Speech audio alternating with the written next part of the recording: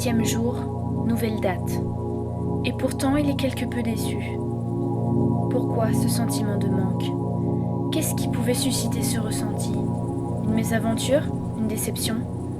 Une chose imprévue? Qui sait? Seul lui le sait.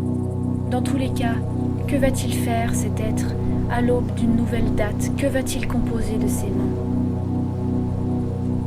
N'avez-vous jamais pris le temps de respirer, de vous installer sur un banc et de regarder ce qui vous entoure, de vous détacher un peu du monde, de son engrenage?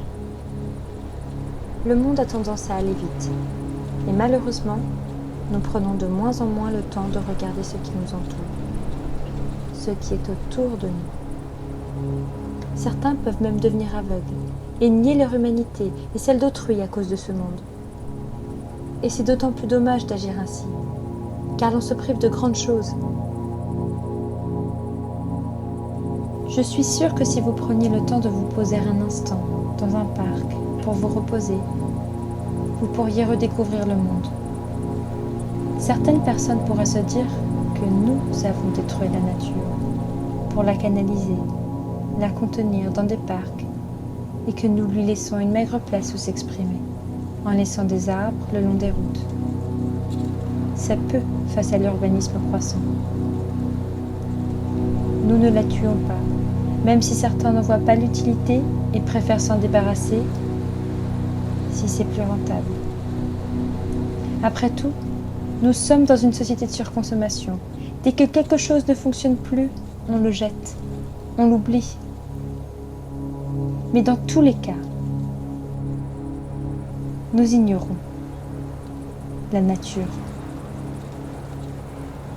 Et nous sommes trop nombreux à fermer les yeux. La nature est belle. Elle vit en ville, dans le peu de place qu'on lui accorde, et s'étend ailleurs là où elle en a l'opportunité. Elle étale ses merveilles à la vue de tous. Oh, je sais bien que les mauvaises langues trouveront à y redire. Les moustiques, araignées, puces, parasites, créatures étranges et effrayantes, on trouve de drôles de choses. Mais si on met ça de côté, on ne peut pas nier que la nature a sa beauté comme chacun de nous.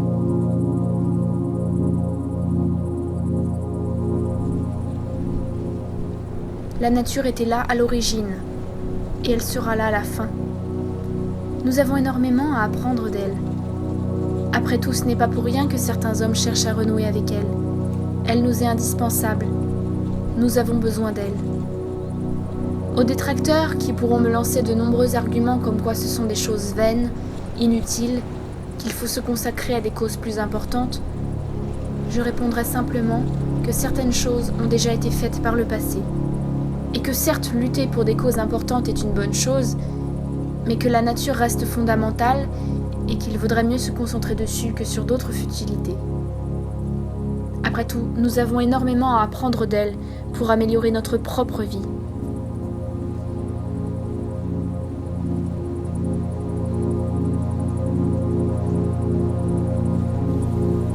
Nous avons le pouvoir de changer les choses, de pouvoir vivre différemment, de pouvoir vivre mieux. Mais le problème, c'est que nous sommes statiques, immobiles. Nous tenons à notre confort. Et c'est d'autant plus dommageable que nous allons droit vers notre perte en agissant ainsi. Nous serions plus heureux avec plus de verdure auprès de nous. Il serait bien plus profitable à l'être humain de renouer avec elle, de trouver un chemin de vie qui nous permette de cohabiter de façon bien plus équitable et juste, d'être pardonnés de nos faux pas d'avant et de ne pas refaire les mêmes erreurs.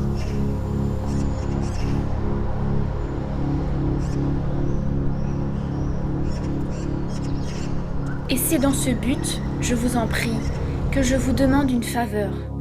Sortez, asseyez-vous sur un banc dans un parc, en forêt, au bord de la plage. Asseyez-vous, retirez vos écouteurs, lâchez vos portables et regardez. Regardez ce qui vous entoure, les fleurs, les arbres, les animaux, la mer. Regardez, prenez une grande inspiration et écoutez tout ce qui vous entoure. Et posez-vous la question, souhaitez-vous vraiment voir tout ceci disparaître ?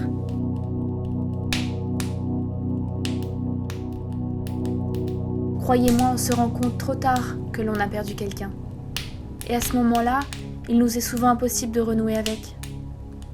Alors si on vous laisse une chance, saisissez-la. Je ne te demande pas de te poser des questions ni d'applaudir sur tout ce qui a été dit. Je me refuse à dévoiler une morale. Cela ne servirait pas car nous la connaissons tous. Non, en fait, ce que je te demande, c'est de la lire, cette lettre, de la regarder comme tu le fais en ce moment, si tu as réussi à la trouver. Je ne sais bien entendu pas qui tu es, et peut-être dois-tu te moquer à l'idée de ces voix que tu entends maintenant et qui peuvent te faire penser à des petites lettres que l'on enferme dans des bouteilles et que l'on jette à la mer. Et si tu as été attentif jusqu'au bout, alors tu te rendras compte que c'est la fin. Et je prie pour que tu comprennes que je suis toujours là. Je suis moi-même, comme qui dirait pour toi, une nature morte.